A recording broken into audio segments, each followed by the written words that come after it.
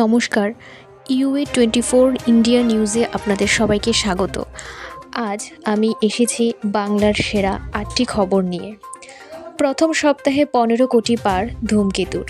দেশু জ্বরে কাঁপছে বাংলার বক্স অফিস। বাংলার বক্স অফিস জুড়ে ধূমকেতুর ঝড়। বাংলার সিনে প্রেমীরা চুটিয়ে উপভোগ করছেন দেব শুভশ্রীর জুটির বহুল প্রতীক্ষিত ছবি ধূমকেতু।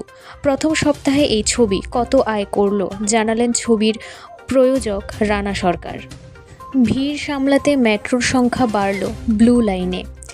শিয়ালদা ও এসপ্ল্যানেড মেট্রোর মাধ্যমে জুড়ে যাওয়ায় ভিড় বাড়তে পারে নর্থ সাউথ ব্লু লাইনে। এরই সঙ্গে নোয়াপাড়া থেকে এয়ারপোর্ট মেট্রোর পরিষেবা চালু হওয়াতেও চাপ বাড়তে পারে মেট্রোতে। এই আবহে এবার নর্থ সাউথ রুটে মেট্রোর সংখ্যা বাড়িয়ে দেওয়া হলো। হাকিমপুর সীমান্তে অনুপ্রবেশকারী সিনিয়র বাংলাদেশি পুলিশ অফিসারকে আটক করল বিএসএফ। সাম্প্রতিককালে মেঘালয়ে এক বাংলাদেশি পুলিশ অফিসার আটক হয়েছিলেন। এদিকে ত্রিপুরায় এক বিজেপি সদস্যকেও আটক করেছিলেন বিএসএফ। এবার পশ্চিমবঙ্গের উত্তর ২৪ পরগনা জেলার হাকিমপুরে অনুপ্রবেশের চেষ্টা করাকালীন এক সিনিয়র বাংলাদেশি পুলিশ অফিসারকে ধরল বিএসএফ। পিএম-সিএম অপসারণ বিল নিয়ে গুগলি তৃণমূল ও সমাজবাদী পার্টির ৫ বছরের জন্য জেল হতে পারে এমন কোনো অপরাধের মামলায় যদি কোনো মন্ত্রী, মুখ্যমন্ত্রী বা প্রধানমন্ত্রী ৩০ দিনের বেশি গ্রেফতার থাকেন তাহলে তার পথ চলে যাবে। এই মর্মে একটি বিল সম্প্রতি পেশ করেন কেন্দ্রীয় স্বরাষ্ট্রমন্ত্রী অমিত শাহ। বিলটি জেপিসিতে পাঠানো হয়েছে। নেটের স্পিড আরও বাড়বে, 6G নিয়ে কাজ চলছে জানালেন মোদি। সেই সঙ্গে তিনি জানিয়েছেন যে ২০২৫ সালের শেষের দিকে বড় উপহারও রয়েছে, যা মেড ইন ইন্ডিয়া এবং আত্মনির্ভর ভারতের প্রতীক হবে।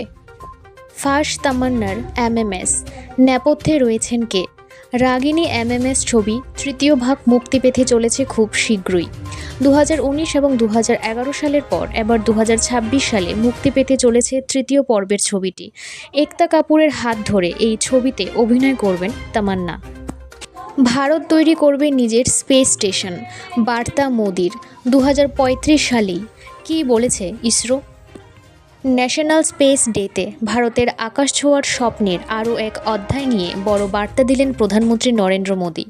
ভারতীয় মহাকাশ বিজ্ঞান গবেষণা সংস্থা ইসরো ও প্রধানমন্ত্রী মোদি এদিন ভারতের উচ্চাকাঙ্ক্ষী স্পেস রোডম্যাপ সংক্রান্ত একাধিক উদ্যোগের পর্দা উন্মোচন করেন। সেখানে রয়েছে BAS-এর উল্লেখ। BAS অর্থাৎ ভারতীয় অন্তরীক্ষণ স্টেশন, যা ভারতের স্পেস স্টেশন হতে চলেছে।